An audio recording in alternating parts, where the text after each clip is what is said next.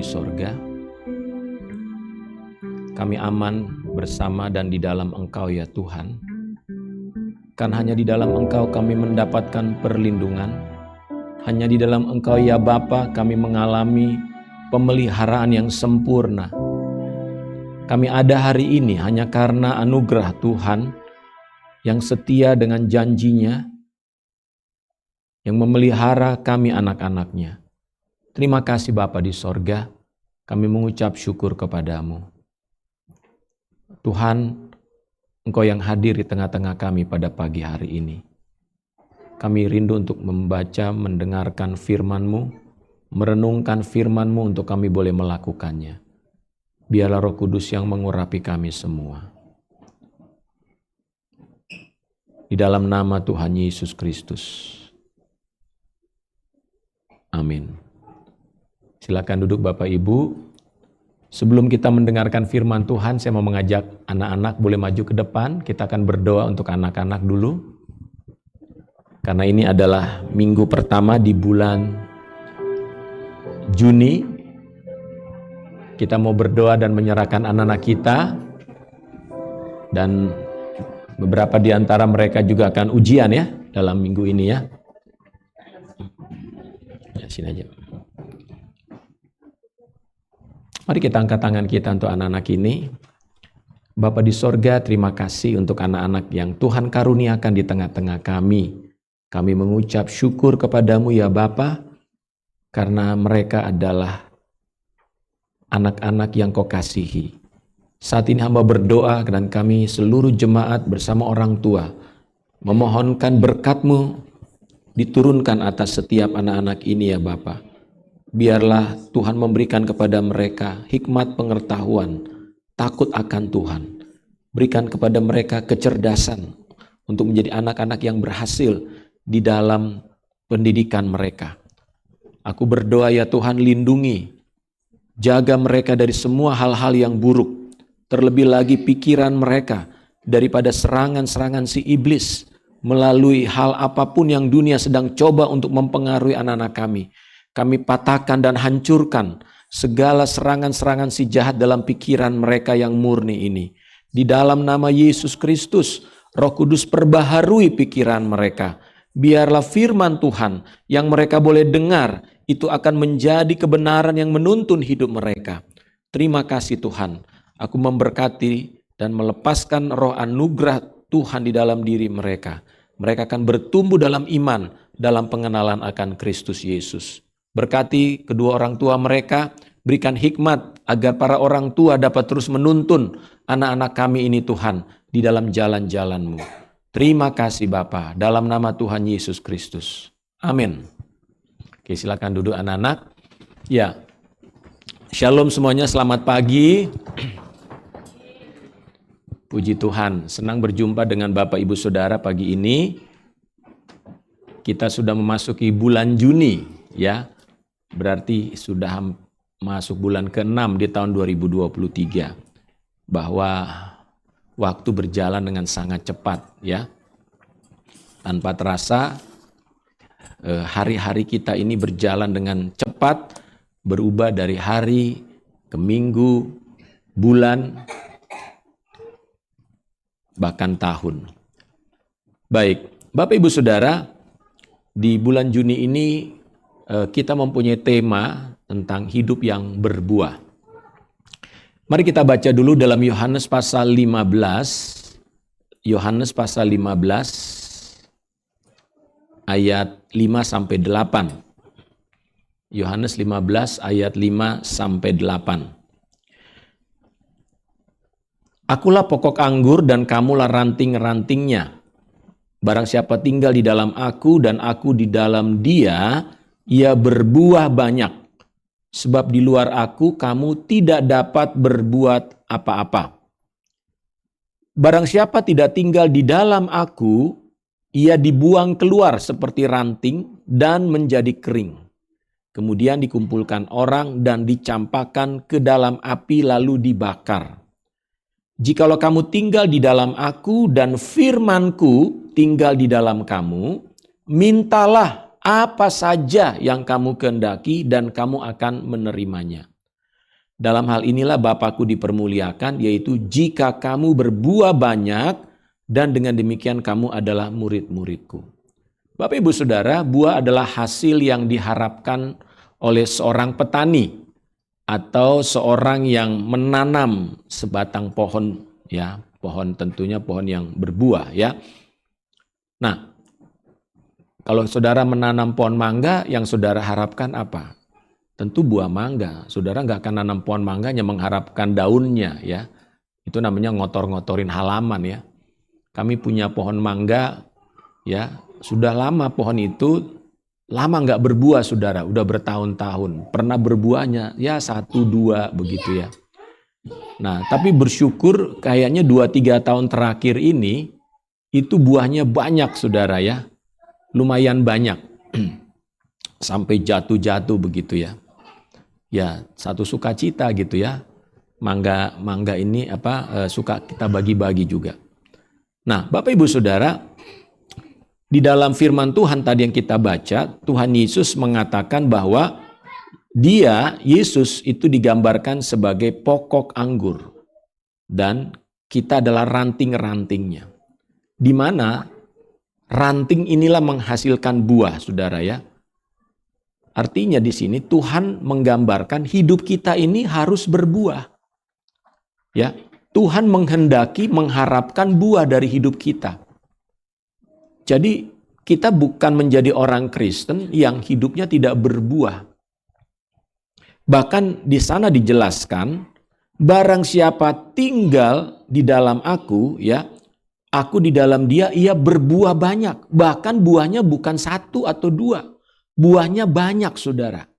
Berarti kita ini adalah orang-orang yang memang diharapkan menghasilkan buah-buah kehidupan. Ya. Jadi kalau orang Kristen tidak berbuah, maka perlu dipertanyakan. Perlu dipertanyakan. Saudara mungkin perlu bertanya kepada diri sendiri, kenapa saya belum berbuah? Saya sudah jadi orang Kristen, kok hidup saya belum berbuah, ya? Nah, artinya jangan-jangan dikatakan di sini, sebab di luar aku kamu tidak dapat berbuat apa-apa. Jangan-jangan hidup saya ini sedang di luar Tuhan. Sekalipun saya orang Kristen, kalau hidup saya tidak berbuah, berarti saya sedang di luar Tuhan. Ya. Atau dengan kata lain dikatakan kita ini ranting yang terpotong. Sehingga akhirnya kita menjadi orang Kristen yang kering, saudara. Saya tidak tahu bagaimana kondisi saudara sehari-hari, tetapi sepanjang perjalanan hidup saudara menjadi orang Kristen, semenjak saudara mengaku sebagai orang yang percaya kepada Yesus Kristus, maka seharusnya kehidupan kita akan terus berbuah. Amin. Itu adalah kehidupan yang normal, saudara. Katakan, orang Kristen yang normal itu berbuah. Iya. Kalau saudara menanam pohon mangga, pohon durian, pohon jambu, tapi nggak pernah berbuah, berarti ini pohon bermasalah, betul nggak? Pohon ini bermasalah. Apa yang harus dilakukan? Jangan-jangan memang benihnya jelek atau memang pohon kurang dipupuk dan sebagainya. Nah, di dalam ayat ini Tuhan mengatakan kita harus berbuah. Mengapa sih?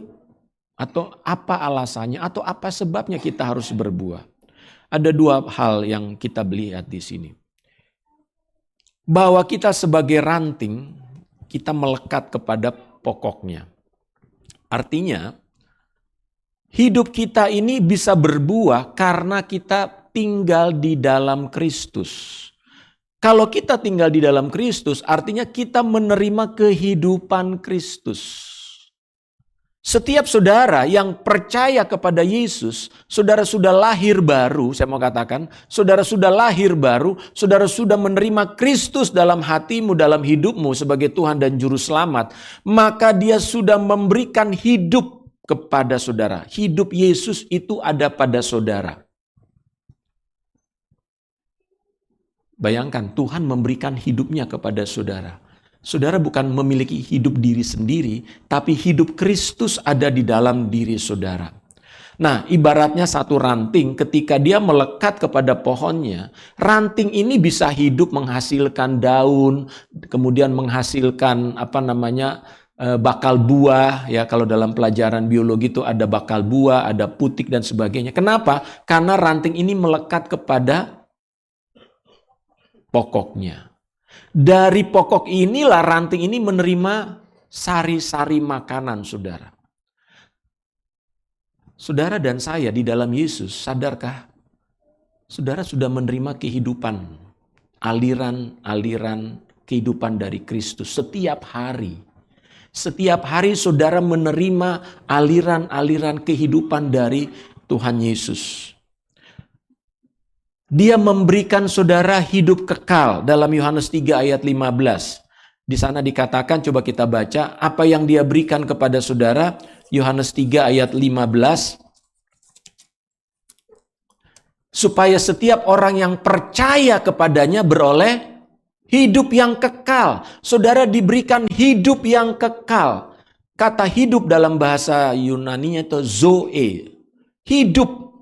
Hidup yang sesungguhnya dia berikan kepada saudara.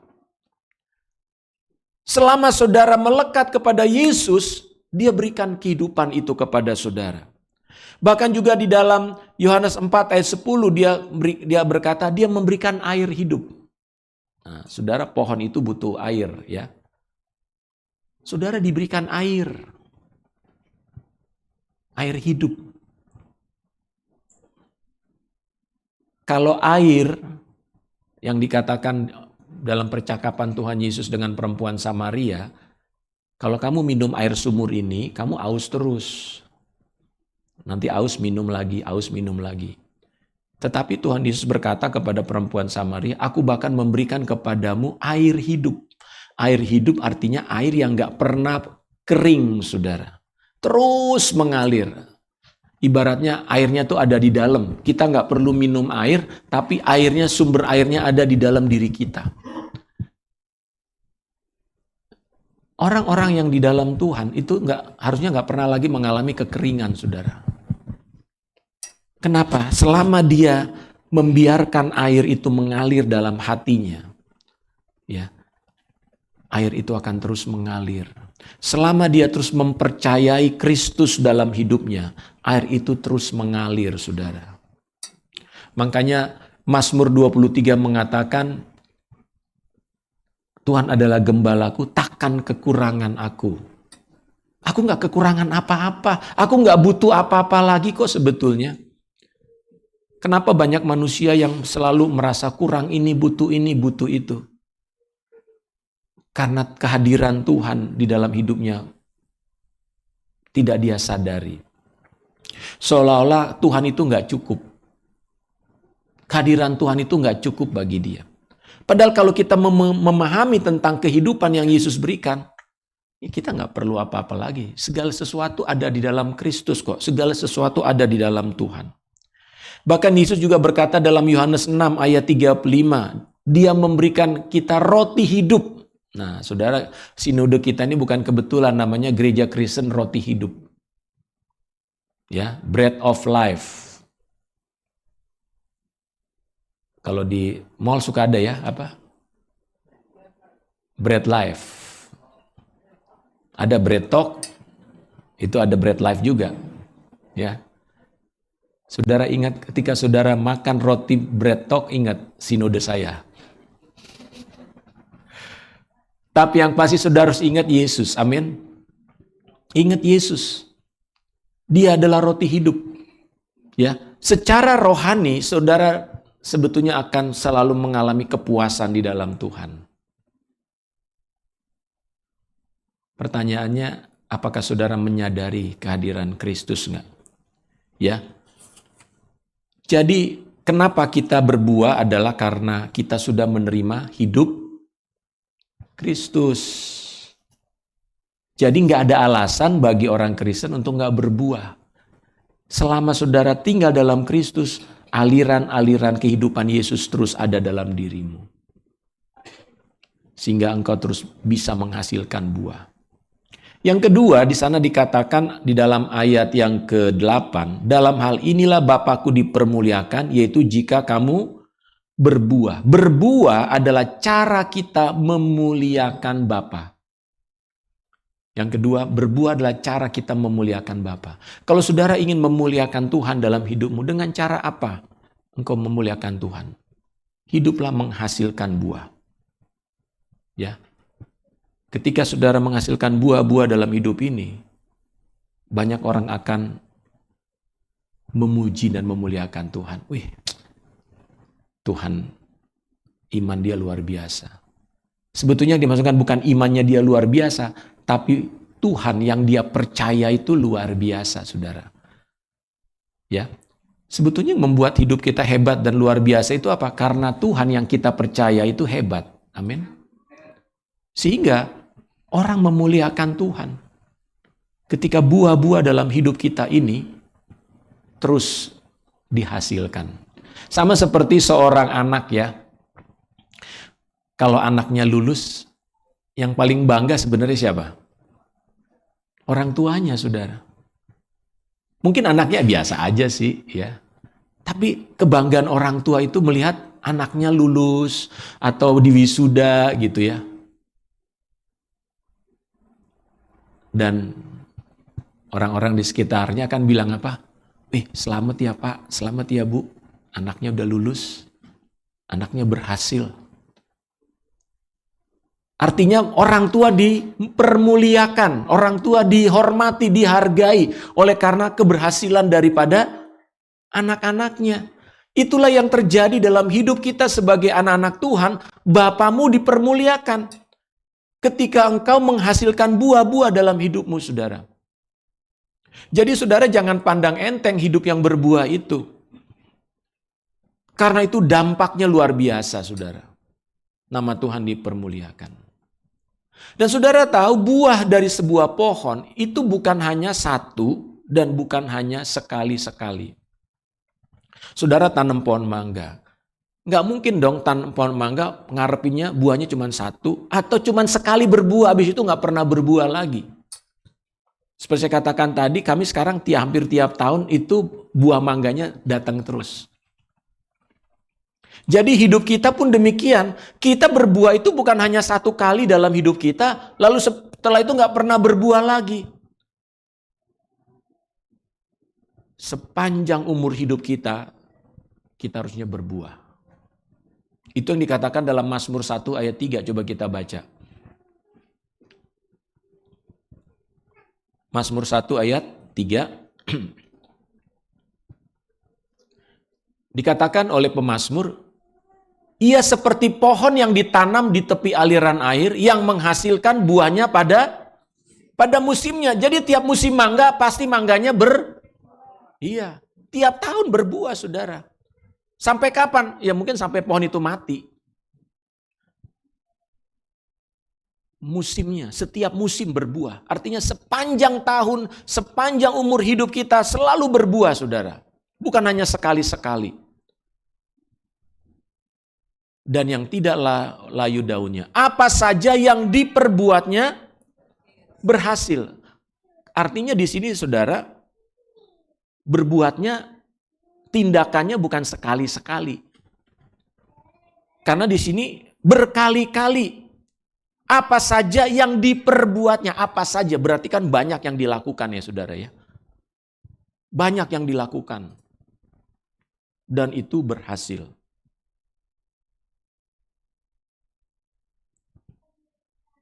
Kalau kita mau berbuah, kita selalu ada di dalam Tuhan Yesus. Kita selalu melekat kepada Tuhan Yesus. Pasti hidup kita berbuah. Pasti. Itu sifat alamiah. Sama seperti pohon, itu sifat alamiah pohon untuk berbuah, saudara. Pohon sebetulnya nggak harus dipaksa-paksa untuk berbuah. Tapi pohon yang alamiah, dia akan berbuah. Ya memang perlu dipupuk, ya. Perlu juga diberikan perkataan-perkataan yang positif.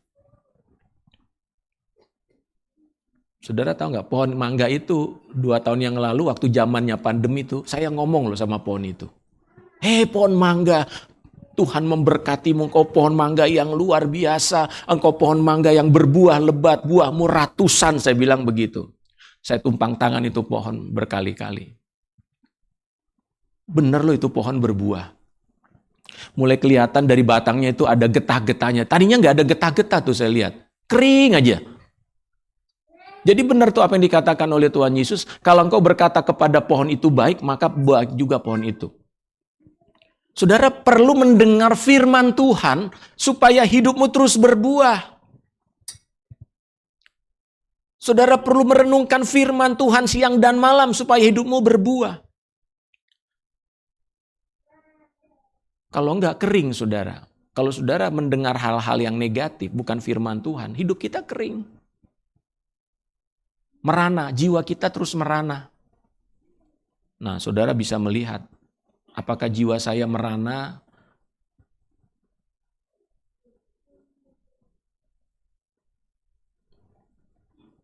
dan sengsara, ya, seperti lagu apa tuh? Aku merana dan sengsara.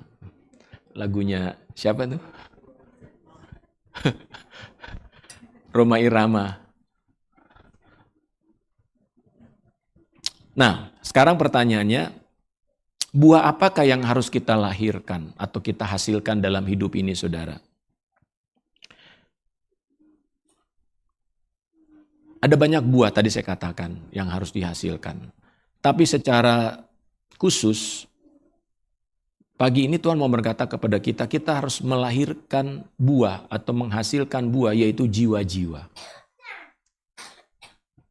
Salah satu buah penting yang harus dihasilkan dari hidup kita, yaitu melahirkan jiwa-jiwa yang percaya kepada Kristus.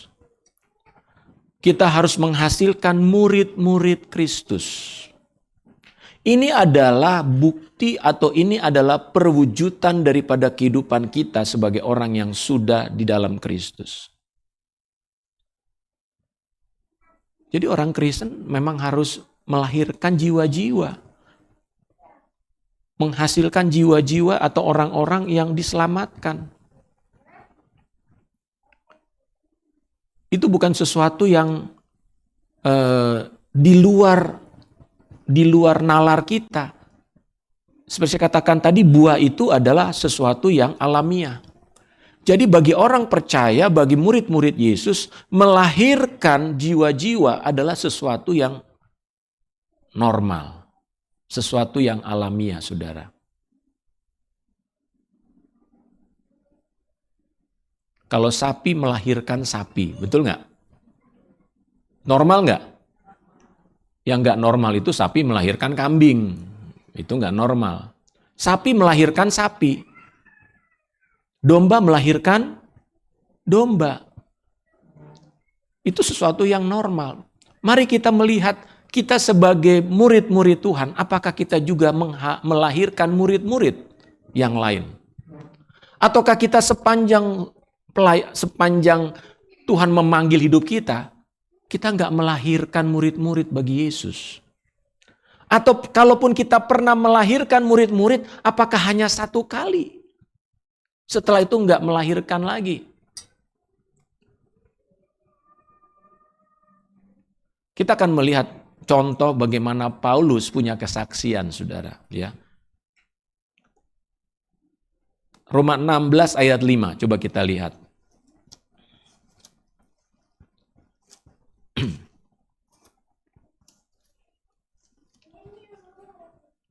Dalam Roma 16 ayat 5, Paulus berkata begini.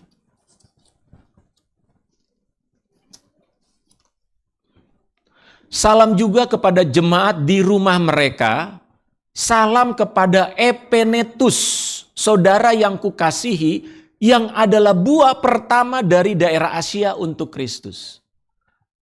Paulus, buah pelayanannya di daerah Asia namanya siapa? Epenetus. Jadi Paulus melayani di satu daerah, berkunjung ke satu daerah, ada buah yang dia hasilkan, yaitu ada orang percaya kepada Yesus.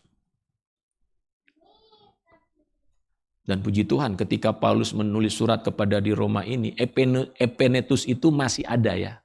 Masih setia, saudara. Saudara, coba pikir-pikir. Siapa buah pelayananmu yang pertama? Siapa buah pelayananmu yang pertama? Apakah saudara pernah membawa satu jiwa pertama kali kepada Tuhan? Kalau belum, saudara perlu berdoa hari ini. Nah tentunya bukan hanya satu. Sama seperti pohon mangga, kita nggak mengharapkan pohon mangga itu hanya menghasilkan satu buah. Dan itu pun hanya satu kali seumur hidup.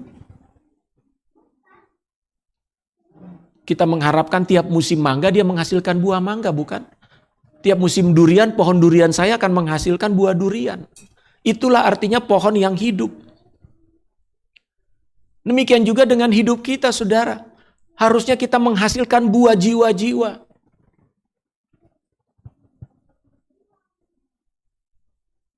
Kalau bisa, sebulan sekali ada jiwa yang kita bawa kepada Tuhan. Bahkan setiap minggu kalau perlu. Ini yang Tuhan inginkan. Ingat, roh Tuhan ada pada saudara. Kehidupan Yesus sudah diberikan kepada saudara. Kita tidak hidup untuk diri kita sendiri lagi.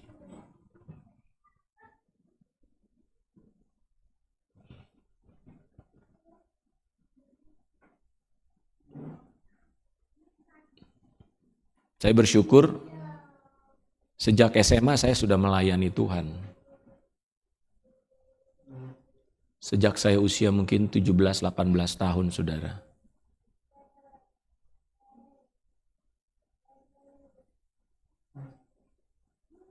Salah satu yang saya bawa kepada Tuhan ini adik saya nih, Caroline. Saya SMA, dia masih SD. Kelas 6.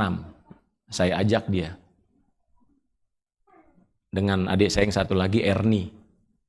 Kami bertiga tuh naik Mini Arta tuh dari Depok untuk ibadah di Jalan Tanjung pagi-pagi.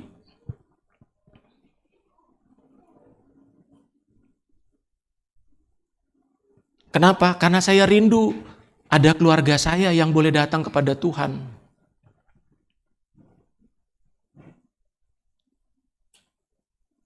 Dari situ kemudian ada yang lain-lain, saudara. Saya ingin menyatakan ini bahwa kerinduan kita untuk melahirkan jiwa-jiwa itu ada enggak? Sama seperti sepasang suami istri yang baru diberkati dalam pernikahan. Saya yakin kalau suami istrinya normal, pasti mereka mengharapkan ada keturunan, betul? Kecuali di negara-negara barat, menikah tapi nggak mau punya anak. Zaman sekarang begitu. Jangan ditiru ya. Itu nilai-nilai yang buruk. Dan tidak alkitabiah. Kalau orang menikah nggak mau punya anak, mendingan nggak usah menikah. Ya. Kenapa? Karena Tuhan menyuruh menikah itu untuk mempunyai keturunan. Ya, jadi kalau ada pasangan suami istri yang baru menikah, mau punya anak? Enggak, kami enggak mau punya anak. Kami mau pelihara anjing aja. Banyak orang di barat gitu, enggak mau punya anak tapi pelihara anjing. Jadi anjingnya kayak dibikin anak gitu ya, dipelihara, diajak jalan sehari 2 kali. Anjingnya diperlakukan seperti anak. Saudara, itu karena orang nggak ngerti lagi tujuan hidupnya apa. Nah, demikian juga kita sebagai anak-anak Tuhan. Tuhan mau kita melahirkan jiwa-jiwa. Harus ada kerinduan itu, harus ada hasrat itu, saudara. Karena kalau saudara nggak punya hasrat, nggak punya keinginan, ya nggak akan terjadi. Segala sesuatu harus dimulai dulu dengan kerinduan dong. kerinduan. Tuhan, aku rindu Tuhan untuk membawa keluargaku. Tuhan, aku rindu membawa teman-temanku.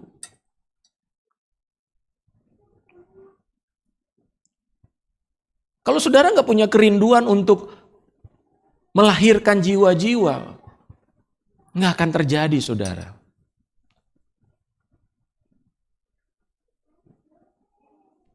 Hanya hati yang penuh dengan kerinduan, dengan hasrat bahwa membawa jiwa-jiwa kepada Tuhan Yesus adalah satu hal yang berharga dan amat penting.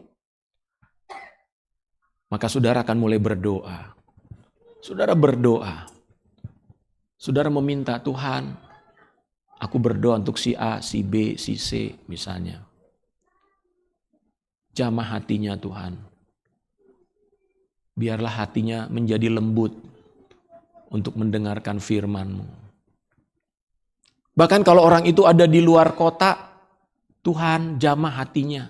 Pertemukan dia dengan seorang hamba-Mu. Kirimkan Tuhan hamba-Mu untuk bisa ketemu dengan dia.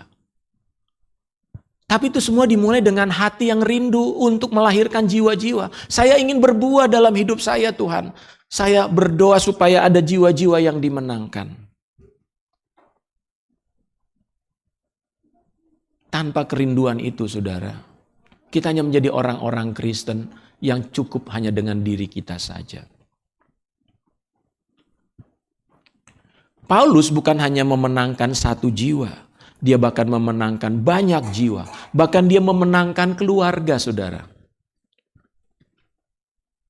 Saudara ingat, di dalam penjara pun Paulus memenangkan jiwa. Bayangkan, saudara. Ini masuk penjara di Filipi karena dia memberitakan Injil. Dia digebukin, dicambuki, terus ditangkap, masukin penjara, diikat. Dia nyanyi memuji Tuhan bersama Silas. Roboh penjaranya, kepala penjara datang. Kemudian dilayani, dimenangkan. Saudara, kalau saudara punya hati yang mengasihi jiwa-jiwa, dimanapun, dalam keadaan bagaimanapun, saudara akan rindu, lapar melihat supaya seseorang dimenangkan. Kerinduan itu dulu yang harus kita miliki. Hasrat untuk menghasilkan jiwa-jiwa bagi Tuhan. Kalau enggak, memang kita enggak terlalu peduli sama orang. Kita akan merasa orang itu ya udah biarin lah, urusan masing-masing lah. Urusan keselamatan mah itu urusan masing-masing. Betul, tetapi Tuhan meminta kita untuk berbuah dalam hidup ini, saudara. Bahkan Paulus juga melahirkan satu jemaat, bahkan banyak jemaat, saudara. Contohnya kita baca dalam 1 Korintus 9 ayat 1. Ya, 1 Korintus 9 ayat 1. Saya banyak membuka ayat karena apa yang kita lakukan selalu melihat dan mengacu kepada firman Tuhan, saudara, ya. Sehingga saudara juga mengerti bahwa apa yang kita lakukan itu sesuatu yang bersumber dari firman Tuhan. Bukan omongan-omongan yang tanpa dasar.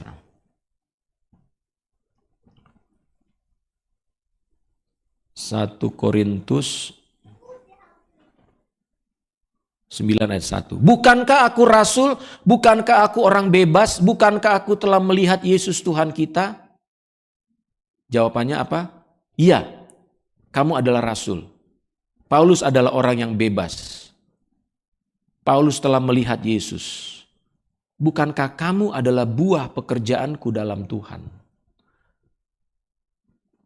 Jemaat di Korintus adalah hasil pekerjaan dan pelayanan Rasul Paulus. Bayangkan satu jemaat dia pun hasilkan. Paulus bukan hanya memenangkan satu jiwa, banyak jiwa. Saudara kalau baca dalam Kisah Para Rasul, saya harap saudara belajar membaca Kisah Para Rasul ya. Di situ dijelaskan bagaimana Paulus memenangkan jiwa itu luar biasa. Nanti bisa menjadi bahan kuis ya. Siapa nama perempuan yang dimenangkan Paulus di kota Tiatira? Ada yang tahu? Namanya Lydia. Ya, jadi kalau ada yang namanya Lydia di sini itu dari Alkitab. Siapa itu Lydia? Lydia itu adalah seorang perempuan penjual kain ungu, ya. Yang dimenangkan oleh Paulus di kota namanya kota Tiatira. Nah, saudara, bayangkan Paulus memenangkan satu jiwa. Ini jiwa pertama yang dia menangkan, saudara, untuk wilayah Makedonia. Nah, kalau kita lihat Paulus memenangkan jiwa, bahkan memenangkan satu kota, saudara. Kayaknya, ini Paulus hebat banget orangnya ya. Kayaknya kita nggak bisa niru Paulus deh. Mungkin kita tidak sehebat Paulus dalam soal bagaimana cara dia bersaksi ya.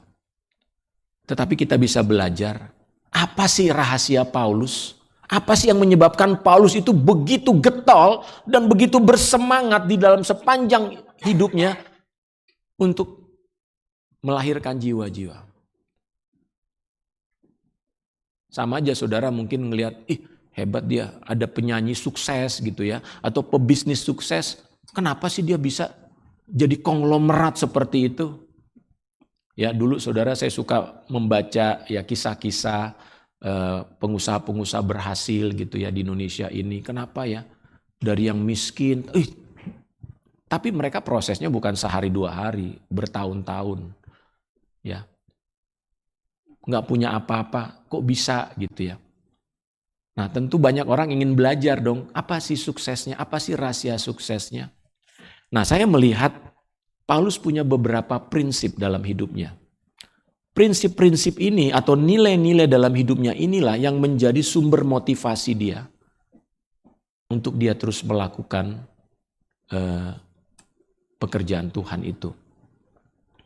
Coba kita baca di dalam Filipi 1 ayat 20.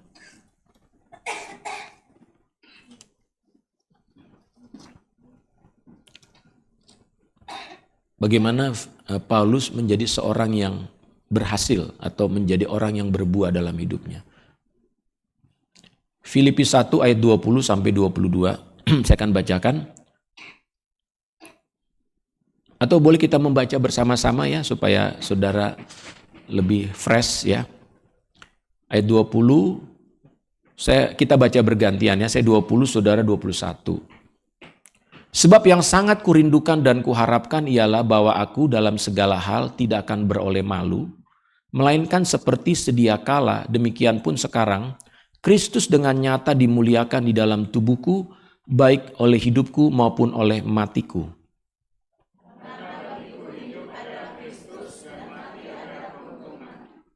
Tetapi jika aku harus hidup di dunia ini, itu berarti bagiku bekerja memberi buah. Jadi mana yang harus kupilih, aku tidak tahu. Ini adalah prinsip-prinsip yang rupanya Paulus miliki di dalam hidupnya. Ada 4 poin, ada 5 poin ya, yang saya mau lihat. Ya prinsip, ini penting bagi kita nih. Yang pertama Paulus katakan, sebab yang sangat kurindukan dan kuharapkan ialah bahwa aku dalam segala hal tidak akan beroleh malu. Paulus mempunyai prinsip gini, dalam hidup ini jangan bikin malu dong. Aku gak mau bikin malu dalam hidupku ini. Aku gak mau buat malu nama Tuhan. Jadi sebagai seorang murid Tuhan, dia menjaga hidupnya betul-betul. Dia harus mempunyai kesaksian kepada dunia ini supaya nama Tuhan jangan dipermalukan. Atas dasar itulah dia jaga hidupnya. Dia jaga apa yang dia katakan, apa yang dia lakukan. Supaya hidupnya bisa menjadi kesaksian bagi dunia, saudara. Nah banyak orang Kristen gak terlalu memikirkan itu. Ya hidup gue ya punya gue dong, terserah dong gue mau lakukan apa. Makanya banyak orang Kristen hidupnya gak bisa berbuah. Kenapa? Begitu dia mau cerita, Ada tuduhan dalam, lo aja masih memble lo, lo aja masih. Nah akibatnya dia nggak berani menjadi saksi Tuhan. Tapi Paulus enggak, dia udah punya prinsip, aku nggak akan melakukan sesuatu yang bikin malu. Jadi Paulus dengan berani, dia berani bercerita tentang Yesus kepada siapapun. Makanya dalam surat yang lain Paulus berkata, nggak ada orang yang bisa menuding dia. Oh, Paulus itu tukang utang tuh. Oh, Paulus itu tukang bohong. Oh, Paulus itu tukang ini, tukang itu. Enggak, orang nggak bisa nuduh dia, saudara. Jadi dia sudah punya komitmen. Aku nggak mau buat menimbulkan rasa malu. Aku nggak mau jadi malu gara-gara apa yang aku lakukan sehingga nama Yesus tidak dimuliakan. Saudara, ini prinsip yang harus kita miliki seharusnya. Makanya pujian mengatakan hidupku bukannya aku lagi gitu kan. Ya. Yang kedua, prinsip Paulus adalah Kristus dimuliakan di dalam tubuh baik dalam keadaan hidup ataupun mati. Jadi gue lagi hidup, bahkan kalaupun aku mati kata Paulus, Kristus dimuliakan. Jadi dia betul-betul menjaga. Kristus harus dimuliakan dengan apa yang aku lakukan, dengan tubuh ini. Ya. Kita harus jaga saudara tubuh kita, perkataan kita. Ya, kita perlu jaga sikap kita. Cara saudara berpakaian juga harus saudara jaga loh. Banyak orang makin modern, makin merasa, suka-suka gue mau berpakaian apa, mau pakaian kurang bahan. Tahu saudara kurang bahan? Ya. Saking kurang bahannya tuh roknya cuma habis segini gitu ya. Kurang bahan nih waktu bikin nih Pak. Ya. Celana bagus-bagus tapi robek-robek. Mode Pak, mode. Saudara, kita ini bukan anti mode, tapi kita harus bertanya, apakah Kristus dimuliakan dengan cara berpakaianmu? Apakah Kristus dimuliakan dengan cara nongkrongmu?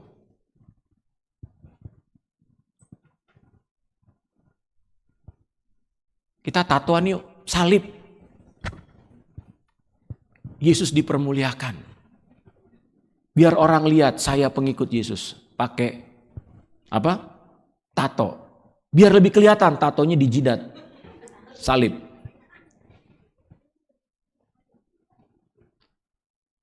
Saudara, tato itu dilarang Alkitab loh sebetulnya ya.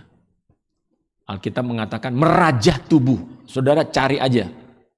Merajah tubuh itu bukan sesuatu yang Tuhan inginkan. Kenapa orang tatoan? Katanya biar indah. Betul nggak?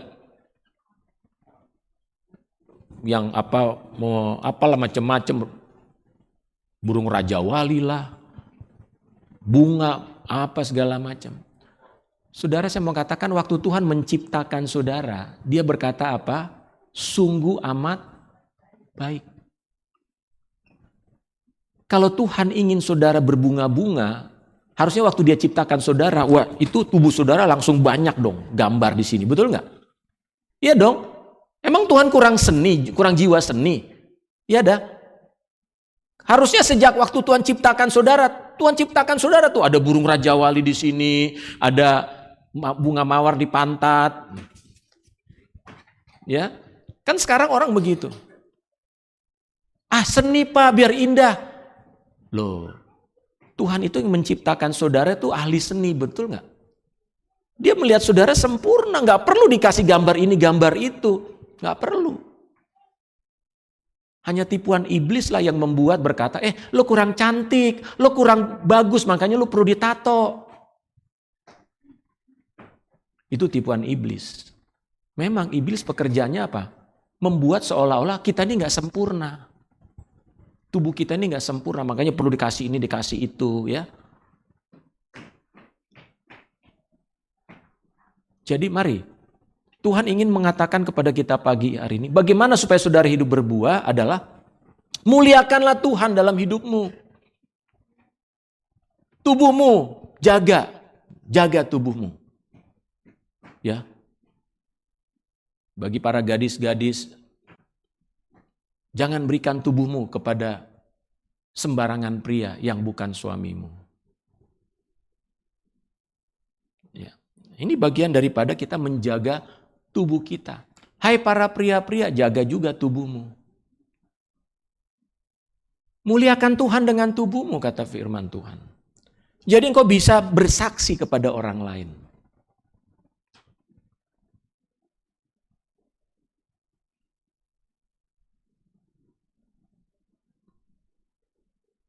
Bagaimana saudara mau bersaksi kepada orang lain sambil gini?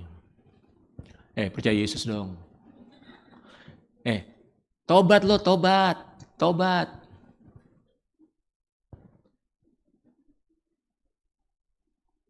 Nggak kena saudara.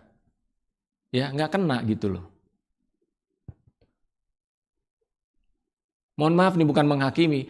Pendeta yang begini saudara, nggak pernah ngomong suruh bertobat saudara. Nggak pernah. Coba aja. Pendeta yang lagi begini, nggak pernah ngomong bertobat saudara. Kenapa? Sulit dia ngomong bertobat, karena dia sadar dia juga perlu bertobat gitu loh. Nah, jadi dalam hal ini muliakan Tuhan dengan tubuhmu. Ya. Apa yang kita katakan, apa yang kita lakukan, cara kita berpakaian, semua hidup kita ini adalah untuk menjadi kesaksian bagi orang lain. Amin. Ya.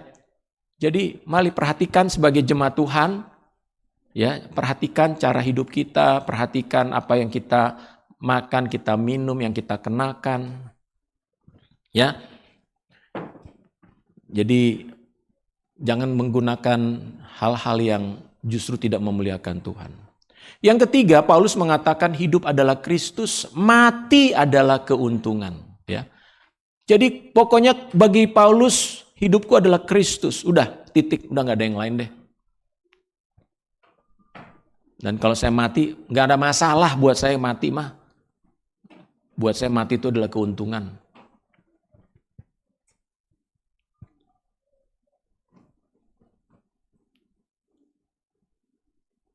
Dan yang selanjutnya kan selama hidup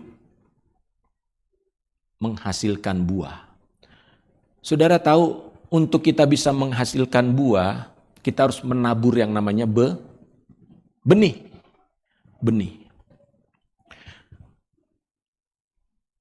Waktu yang lalu Ibu Odi sudah sampaikan ya, bahwa penabur dan penuai sama-sama bersuka cita. Kenapa? Karena ketika kita menabur benih, kita nggak pernah tahu benih mana yang akan tumbuh. Ya, kalau saudara seorang petani, ya,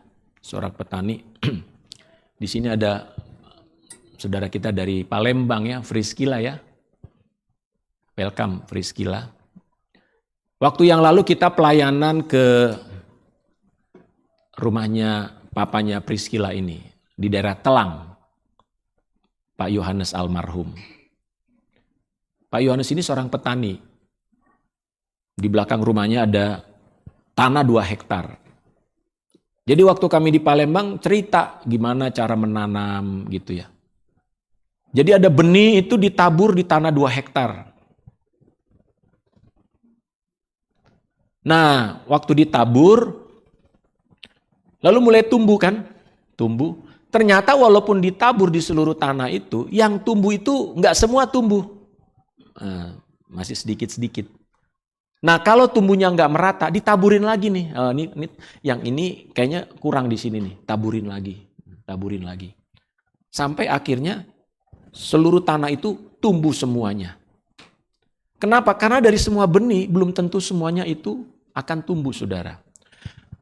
Nah, menabur adalah prinsip yang penting bagi seorang murid Tuhan. Kita harus menabur. Menabur apa? Injil. Beritakan Injil kepada semua orang. Belajar kita untuk berani menceritakan tentang Yesus kepada semua orang. Minggu lalu Pak Arif, Pendeta Arif yang dari Korea mengatakan bahwa kita nggak boleh berhenti menabur. Ya. Ada 172 juta penduduk Indonesia yang belum pernah mendengar Yesus. Tabur aja. Bahwa mereka menolak itu lain cerita. Tetapi tugas kita adalah menabur. Nah, kalau kita sudah menabur, biarkan Roh Kudus yang akan menumbuhkan benih itu. Ya, kita nggak pernah tahu. Sejak saya masih SMA bahkan kuliah, saya menabur firman. Ya, bikin kelompok-kelompok pemuritan di kampus. Ya, saya nggak ingat orangnya. Tiba-tiba kemarin lagi ada acara ibadah alumni, ada seorang adik perempuan bilang, Bang Parda masih ingat saya nggak? Siapa ya kamu? Saya bilang, aku Iren katanya. Dulu aku tuh ikut loh kelas-kelas pemurid, kelompok tumbuh bersama dengan Bang Parda. Oh iya, iya aku dengan si ini. Oh gitu ya, aku lupa loh sebenarnya. Saudara, banyak orang yang pernah saya layani bertahun-tahun yang lalu, saya juga udah lupa orangnya. Tapi ketemu tiba-tiba mereka bilang, apa kabar? Saya ini dulu ikut atau dengar firman Tuhan yang Bang Parda sampaikan. Wah, saya bersyukur ya, ternyata ada benih yang tumbuh di hati mereka. Jadi kita jangan bosan menabur. Amin. Biarlah kiranya kita punya semangat untuk berbuah dalam hidup ini. Rindukan jiwa-jiwa dimenangkan. Mari kita berdoa.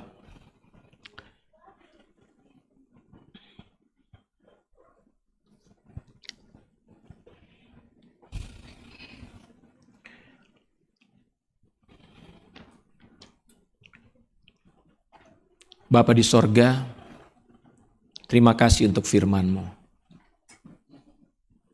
Engkau mau kami berbuah dalam hidup ini. Kami sudah menerima kehidupan yang Kau berikan. Kehidupan di dalam Putra-Mu Yesus Kristus. Terima kasih Engkau sudah memberikan kepada kami hidup kekal. Engkau sudah memberikan kepada kami air hidup. Engkau memberikan kepada kami roti hidup. Engkau memberikan banyak kehidupan bagi kami. Tuhan, tolong kami agar kami boleh berbuah, bahkan berbuah dengan lebat, berbuah di setiap musim, yaitu melahirkan jiwa-jiwa. Biarlah hati kami dipenuhi dengan belas kasihan, kerinduan untuk melihat orang-orang dimenangkan bagi Tuhan. Mari kita nyanyikan pujian, berikan pada kami hati yang mengasihi.